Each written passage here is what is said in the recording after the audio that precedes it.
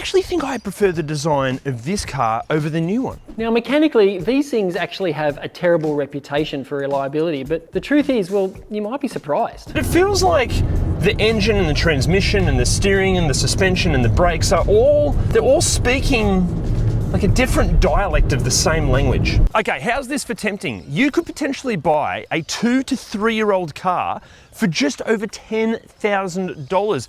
Plus it's still gonna have years of new car warranty left on it. That does seem like incredible value for money. Well, look, I'm afraid it's not as simple as that, because for a car to be so cheap in such a competitive market, many compromises need to be made. And unfortunately, a lot of these cost-cutting measures can lead to a higher likelihood of things going wrong. For example, when it comes to the exterior, plenty of owners have reported that the paint is incredibly thin and susceptible to scratching, even just when you're drying it after giving it a wash, which this car hasn't had in quite some time. Potentially even worse is that specifically 2019 white models, they started to do their best impression of a Toyota from the early 2010s and peel off their paint, especially from the leading edge of the roof. Now, this shouldn't be actually all that bad news, because most owners found MG repaired this under warranty, although some other owners found that MG knocked back the warranty claim because their preferred repairer just quoted too much to repair the roof. Next up, when you read through the owners groups and forums, you'll find almost endless stories of owners complaining that the standard halogen headlights just do a terrible job at lighting the road ahead, to the point that many owners have had to go and fit aftermarket light bars just to see where they're going at night. Okay, this next one seems to be really inconsistent, but some owners out there are reporting rust spots all over the car, sometimes underneath, sometimes within actual panels, even sometimes on the little latch hook thing for the bonnet. However, other owners, even owners that live right next to the coast, haven't reported any rust issues whatsoever. Okay, next up, a few owners have reported that the taillights can fill with water after you wash the car or if there's been any really heavy rain. Now, the good news here is that most owners have had these replaced under warranty, or at least that's the intention of the MG dealership, as soon as they can actually get any stock of spare parts. Actually, this is one of the issues you might need to be concerned about. Look, it's great that MG offer a 7-year warranty with these, but quite a few owners have had an issue where MG themselves can't source certain spare parts. So those warranty claims can sometimes take weeks or even months to remedy because there's just not stock of spares. Okay, next up, quite a few owners have reported premature wear from the brakes and the tires. Firstly, with the brakes, apparently not only can they wear prematurely, but they can apparently squeak and squeal. Also, it seems that MG are charging a bit of a premium for new pads and rotors. The other issue with the brakes is that there aren't many alternatives from the aftermarket scene, which means you're limited for options for better performing brakes that are also going to save you money. And then when it comes to the tires, the owners that have done this have reported amazing results. If you upgrade the tires to a more premium tire and get a full alignment done, apparently you can pretty much transform the car. Now, a fun fact for you, the MG3 for a period of time was the cheapest new car available in Australia. And one of the ways that MG managed that was by just having an incredibly simple model lineup. Locally, MG have delivered 2 iterations of technically the 2nd generation MG3, both featuring near identical mechanical packages with a couple of different states of tune across primarily 2 trim specs, with a couple of special additions thrown in to keep things interesting. Now look, we will be delving into all of the interior and mechanical issues in a sec and seeing what these are like to drive and live with. But if you do need all of the common problems listed out so it's really easy to refer to, go to ReDriven.com and check out the free MG3 cheat sheet. It's basically the ultimate MG3 buyer's guide. Now let's talk pricing for a second, because as I alluded to at the start of the video, you can pick up 2021 and even 2022 models of these for under $11,000. Okay, granted that will probably be a base model core with loads of kilometers on it, but even then you can get lower kilometer newer models for under 12,000 bucks. And even at the top end of the spectrum, pricing currently tops out at around about $20,000 for a top spec Excite in basically new condition from 2023. But the problem with this pricing is that it suggests that these could potentially lose maybe 40% of their value in just 6 years. Those are figures that match fancy brands like Mercedes-Benz and Range Rover. Actually, just on the whole brand name thing, chances are you already know this, but through our research, it surprised us at how many people don't actually know this. If you're thinking about buying an MG because you're thinking it's a classic English brand, I'm sorry, but I'm afraid MG is no longer English. MG is owned by SAIC Motor, and they're currently China's largest automotive manufacturer. Also, all MG3s in Australia were built in China. So English, yeah, not anymore. Now, an all new MG3 landed on our shores a few months ago with far more contemporary designs than this car. But you know what? I actually think I prefer the design of this car over the new one. Look, obviously it isn't some amazing automotive design project at all, but for these cars to come in at the price that they did, MG really had to watch every dollar spent, and that also goes into the overall design of the car. But I think it looks a little bit more expensive than what the price suggests. I think it's a pretty decent looking thing, especially in the higher spec Excite model. Yeah, good looking thing. And you know what? For me, the decent design language does continue inside until you touch anything or look at anything too closely, but we'll get to that in a second. Firstly, what goes wrong with these interiors? Well, a bit like the rust issue on the outside, some owners have experienced rust forming on some of the interior panels up underneath the dashboard. Again, this does seem to be really inconsistent between cars, but if you are in the market for one of these, get on the floor and look up underneath the dash, or maybe you get your phone camera out with a torch and just see if there's any rust forming. Obviously, if there is rust forming, yeah, don't buy that car. Then there are, let's say, ergonomic complaints. There's no driver's footrest. Depending on how your body is shaped and the height you like to sit at, with the sun visor down, it can block out a lot of the rear view mirror. And a lot of owners have complained that there's no lumbar support or not enough lumbar support for the seats, and the seats are really uncomfortable. Now, I must be one of the lucky few here because I actually think the seats are really, really comfortable. There's a good amount of support, good amount of squidge, so it's pretty comfy on a long trip. I actually compliment the seats. I'm sorry if you disagree with that. However, I do wish I could sit lower. That's just a me thing. I like to sit low and all hunkered down. It does feel like you're driving a little SUV sometimes because you sit up so high compared to the steering wheel, which is only adjustable for height. You can't, where's the adjuster? Hang on.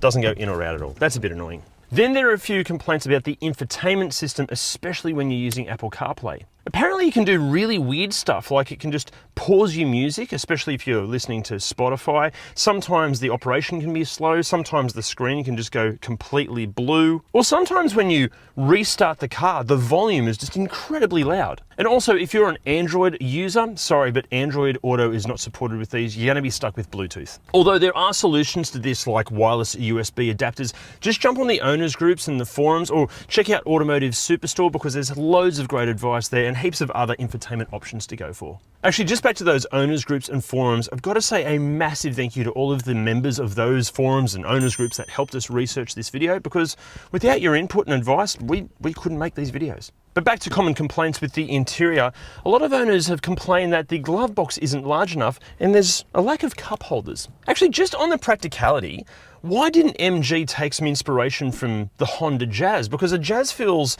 maybe even a little bit smaller than the interior of this car, but it has way more practicality. I mean, in here, yeah, you've got your really small glove box. The door bins aren't real big either. You do have a spot for your phone here, but the way it's designed and angled, it's just gonna collect crap and dirt and life's filth, as will this storage bin, as will the tiny cup holder. But again, it's not small enough to hold the small pretentious coffee really well, like a Piccolo. It's just going to roll around everywhere, but then it's not big enough for a bottle of water. That's going to collect crap. That's going to collect more crap. This is going to collect more crap. And also there's another little storage cubby bin here that I don't think anyone uses in any car ever. Also, another annoyance with the phone situation, if you've got it plugged in, there's not enough space for both the phone and the cable to stick out, so it's going to sit all askew.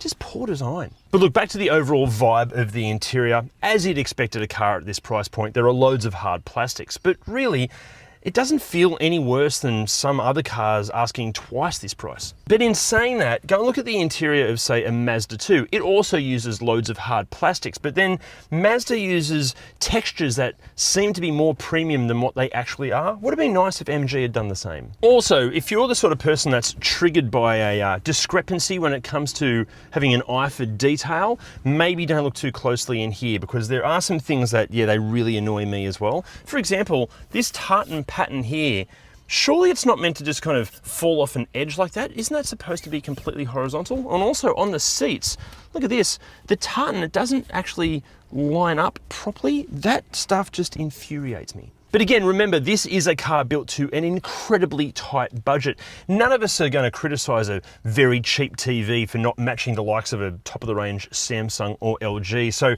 maybe a few of us are a bit too fast to criticize a sub $20,000 car for not matching cars asking twice as much. But despite all that, we also have to talk about levels of wear and tear, because from what we've gathered, it's not fantastic in these. Even in this particular car, hasn't got that many kilometers on it, a bit over 30,000 Ks, and already the texture on the steering wheel is sort of, it has seen definitely better days.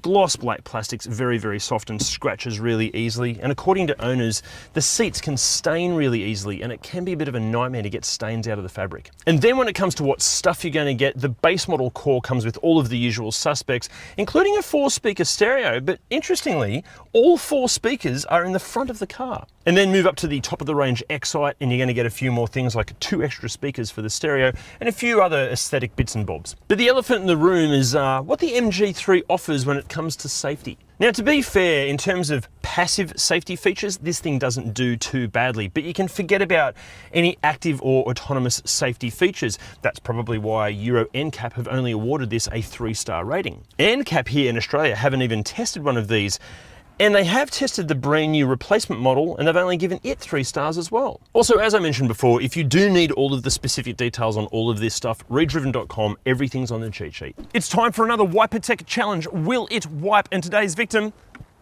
a bucket of mud. Now, before we see how these wipe, remember, Wipertech wiper blades are super easy to order online. They're an absolute breeze to fit. And if you order them via the link, you're going to get 15% off and free express shipping. Let's see how they go. Okay, go. Jesus. Pretty good. That's pretty decent. And that's really good. So if these things can handle that, surely they're going to handle anything that you can throw at them. Get yourself a set today. And as a massive thank you to my dear friends Andrew and Alex, they're going to be going home with a set of these bad boys for free. And if you want a set for yourself, hit the link down below. Now, while we're on the subject of providing some, let's say, inconsistent quality and behavior, in the backseat, I'm exactly 11 centimeters taller than another MG, Mel Gibson. This is in my driving position, and it's bloody interesting. Loads of foot room, great amount of knee room, but these seats, it's like there's no squidge at all in the seat. This is firmer than some wooden benches I've sat on. Also, because of the angle of the seat, it kind of makes you want to submarine down into the footwell all of the time. Interesting. Great amount of space back here, but the seats are not comfy. And then as far as features and practicality back here, not much. No cup holder at all unless you want to steal this little bin from the front. No door bins except for a little spot to collect life's filth there. That's it. No map pockets, no armrests, no nothing. Then as far as space in the boot goes, look, it's not too bad. It's not the best in class, it's not the worst in class. It's nowhere near as practical as, say, a Honda Jazz or even a Suzuki Baleno, especially with the seats down, because you're stuck with this massive lip there. But there could be another issue with the boot. See, a few owners have complained that their little strings on the parcel shelf can break or fall through here, but the problem is, when you get replacements, they replace the entire parcel shelf, but this is one of the parts that sometimes isn't in stock. Now, in saying that, I'm sorry, but if you're the sort of person that goes and gets a warranty claim on these little strings not working, I think that says more about you than the car. Okay, now what goes wrong in terms of the driving experience? Well, look, the big complaint here is not only the lack of power, but just with how inconsistent the power is delivered. See, these have a 4-speed automatic, which seems almost ancient in a car from 15 years ago, let alone something as recent as this. And it just feels like MG didn't either have the budget or the time to get the calibrations of the transmission sorted yet. Look, most of the time this thing drives just fine. It should be, let's say, more convenient than having to walk or drag yourself along the ground to get from A to B. But it feels like the engine and the transmission and the steering and the suspension and the brakes they're all speaking like a different dialect of the same language. Look, technically it all works together in, let's say, an acceptable way, but sometimes it can just feel a bit confused and messy. Actually, especially the steering, it can feel really, really heavy at slow speeds and then overly light at high speeds, which is basically the opposite to what you'd actually want. Aside from that, owners have reported quite a few interior rattles. Even in this car, Alex that owns it reported that on really rough roads, there can be rattles that come from the dashboard. But look, overall, this thing drives exactly how you'd expect a car in this sort of budget to drive. If you're expecting anything more from the driving experience, I'm sorry, but that's on you, not the car. But the big concern with the driving experience is just how much longer is it going to provide its average amount of forward propulsion? What mechanically goes wrong with these? I'm afraid I can't tell you because I'm not a qualified mechanic. But you know who is? It's Jim. Now the engine in these, fun fact, it's the same thing you'll find in a whole bunch of General Motors and Chev products. And in those cars, they do have some reliability issues. Now this is going to upset a few of our North American viewers, but the versions of this engine that are made in China are more reliable than the versions made in the US. Even though they are more reliable, they do still have some issues. One of the most common issues, it's fairly minor, they do chew through ignition coils and spark plugs pretty often. If you feel a misfire, definitely worth starting there. A lot of owners are noticing oil consumption, so between services, absolutely top up that oil. And plenty of reports of split and leaking radiators. Now in some cases, a leaking radiator has gone on to cause an overheating event. These engines do not like being overheated, and often you'll end up with a head gasket problem. Plenty of examples of timing chain issues. Now, no catastrophic timing chain failures. It's more likely going to be a timing chain rattle, and you're going to notice that more in a cold start, and that is even worse on examples that have been poorly serviced. Higher mileage, about 100,000 Ks, we are seeing some oil leaks, predominantly from the timing cover and the valve cover as well. A few reports of low pressure fuel pump failures too. Now, the air conditioning, that can be somewhat problematic. Plenty of failed compressors and leaks from hoses and hard lines too. Overall, the driveline is pretty good. A few complaints that the manual gearboxes are crunchy and just all around terrible to operate. Not a hugely common problem. A few complications with premature clutch wear as well, but that's probably an operator technique issue. And a few reports of the rear wheel bearings failing prematurely too. Plenty of owners also complaining about brake shutter. Now, not so much premature brake wear, but just brake shutter. Often they need the rotors replaced to fix that as well. The good news here, a lot of those problems are actually covered by MG's, quite generous actually, 7-year warranty. So it's not too big of a drama. However, that's if MG can actually get the parts. Now, as Adam alluded to, there are plenty of MGs that have got fairly minor problems sitting around waiting for the parts to arrive because MG can't get the parts. And the same goes for accident damage too. Plenty of panel shops just can't get the parts to repair these things. Now look, we know that this whole video makes out that every MG3 out there is just some ticking time bomb waiting to go off, but for so many owners, that is simply not the case. Through the research for this video, we found countless stories of owners absolutely adoring their MG3s, and they've had no problems whatsoever. But in saying that, we've also found a whole bunch of owners that had every conceivable issue with these, and they've sworn that they will never buy another MG ever again. But aside from all of the reliability concerns, for us, the reason we wouldn't recommend one of these is because of all the other cars you could buy instead. For $10,000 to $20,000, you have all of the usual suspects like the Toyota Yaris and the Mazda 2, which yes, are smaller and will be older, but they do have superior reputations for build quality and reliability. You could also plant yourself behind the wheel of the Kia and Hyundai siblings, the Rio and the Accent, which yeah, will also be older, but near identical in size and offer potentially more equipment and a superior driving experience. But the two cars that we would be recommending to shop for instead of one of these is the Honda Jazz and the Suzuki Ignis. Both offer superior build quality and reliability. Both are arguably smarter financial decisions. The Jazz is easily the most practical car in this class, and the Ignis is an absolute blast to drive and offers a great amount of kit for the asking price. But back to the MG3 for a sec. Look, if you're buying more of an appliance than an actual car, or maybe you're buying a second car that you just don't care about and you just want to beat on, well, yeah, I suppose these do the job. Just remember, you really do get what you pay for. Best case scenario, you're going to end up with a decent enough car that often can't match slightly older alternatives in any particular way. Worst case scenario, you end up with a lemon that can inspire you to eradicate the brand from your life once and for all. But either way, the availability of parts and levels of depreciation, they don't inspire much confidence. Actually, you know what? Look, just buy a Jazz or an Ignis instead. Or if you're happy to sacrifice a little bit of size, maybe get one of these. But if you weren't to buy one of these or one of these, what would you buy instead? Let us know in the comments below, and hopefully these flies can piss off. Now, fun fact for you, The MG3, okay, granted that will be a base model core, I'm going to spit all over the camera. It's their MG3, they're going home with a set of these.